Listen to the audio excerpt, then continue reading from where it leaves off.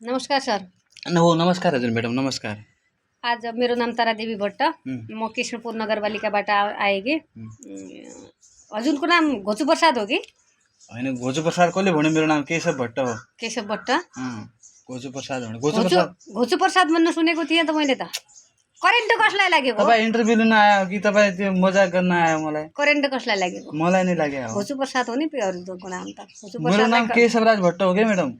घोचु प्रसादलाई current लाग्यो भन्दै हुनुहुन्थ्यो त। घोचु मैले के घोचु प्रसाद भनेको मेरो नाम केशव भट्ट हो भन्दैछु म। हजुरलाई करेन्ट लाग्यो हो? अहिले दिन्छु अनि फेरि चस्मा अनि घोचु प्रसाद भन्दैछु यार।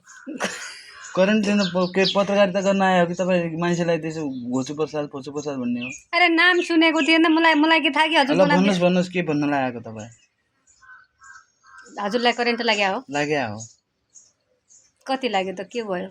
अब कति लाग्यो देखाउन सकिन्छ र अब दर्द भएकै हो अनि पीडा भयो। हस्पिटल जानु भएन त फेरि? खै बुढीले लगेन हस्पिटल त। के भन्छ? बुढीले अब त्यो तपाईलाई सामान्य नै लाग्यो हो भनेर भन्यो। त्यसले लगेन।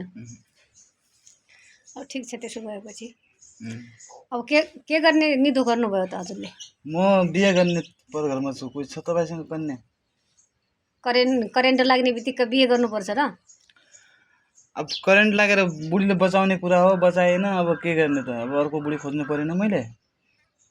त्यसो भए कसलाई? तपाईँ जस्तै खोजिदिनु न कोही एउटा। म पत्रकारिता गर्न आएको मान्छे हुँ। त्यही भएर घोचु प्रसाद भने हो मलाई।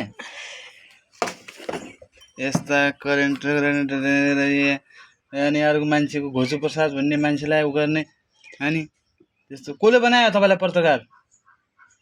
म आफ्नो ट्यालेन्ट खुरुक्क जानुहोस् कि तपाईँ यहाँबाट खुरुक्क जानुहोस्। ट्यालेन्टले भने कसले बनाएर भन्छ र? गइहाल्नुहोस् ल।